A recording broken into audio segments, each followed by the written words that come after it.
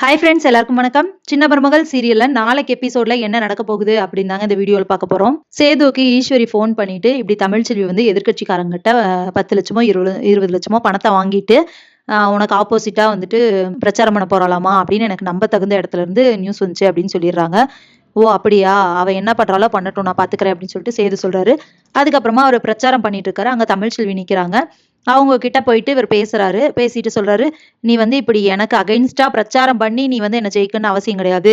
வேணா தைரியமான ஆள்னா நேருக்கு நேர் எனக்கு முன்னாடியே நீ நின்னு எனக்கு அகைன்ஸ்டா நின்னு நீ ஜெயிச்சு காட்டு பார்க்கலாம். அப்படி இருந்தா பரவாயில்ல அப்படின்னு சொல்லிட்டு அவங்கள ரொம்ப பேசிட்டு போயிடுறாரு. அப்படி போயிட்டு இருக்கும்போது வந்துட்டு கருப்பு சேதுவும் போயிட்டு இருக்காங்க. அங்க ஒரு இடத்துல தனத்துக்கிட்ட 4, 5 ரவுடி பசங்க கிண்டல் பண்ணிட்டு இருக்காங்க. அப்போ வந்துட்டு இவங்களையும் தனம் பாத்துடுறாங்க. கருப்பும் வந்துட்டு மாப்பிள்ள தனத்துக்கிட்ட இப்படி பண்றாங்க, வா போலாம் போலான்னு கூப்பிடுறாரு. ஆனா வந்துட்டு அவர் வரவே இல்லை. வேணா போலாம் அப்படின்னு சொல்லிடுறாரு. தனமும் இங்கிருந்து மாமா கருப்பண்ணே அப்படின்னு சொல்லிட்டு கூப்பிடுறாங்க. ஆனாலும் கண்டுக்காம போயிடுறாரு. போயிட்டு ஒரு 5 நிமிஷத்துல திருப்பி வந்துட்டு இவங்களெல்லாம் அடிச்சு துவைச்சிடுறாரு. அடி வெளுத்துட்டு சொல்றாரு, தேவையில்லாம பொம்பளை பிள்ளைங்கிட்ட பிரச்சனை பண்ணாதீங்க அப்படிங்கிற மாதிரி சொல்லிட்டு அனுப்பிச்சு விட்டுறாரு. அதுக்கப்புறம் பார்த்தோம்னா தமிழ்ச்செல்வி யோசிக்கிறாங்க. இவர் இப்படி சொல்றாரு, நம்ம வந்து எந்த இதுவுமே பண்ணாம நம்மள வந்து எப்ப பார்த்தாலும் இப்படி மட்டம் தட்டியே பேசுறாருல. பேசாம இப்ப நம்மள கூப்பிட்டு கேட்டாங்க தானே அந்த மகளிர் குழுல, நீங்க வந்து இந்த தொகுதி வேட்பாளரா நில்லுங்கன்னு சொன்னாங்க தானே. அப்ப அவங்க கிட்ட நம்ம முடியாதுன்னு தானே சொல்லிட்டு வந்தோம். போய் அவங்க கிட்ட சரின்னு சொல்லிடுவோமா அப்படின்னு யோசிச்சுட்டு போறாங்க.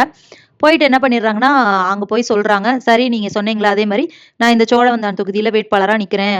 உங்களோட மகளிர் குழு சார்புல அப்படின்னு சொல்லிடுறாங்க. ரொம்ப சந்தோஷம் அப்படின்னு சொல்லிட்டு அடுத்த நாள் கூட்டிட்டு போய் வேட்புமனு தாக்கல் செய்றாங்க தமிழ்ச்செல்வி.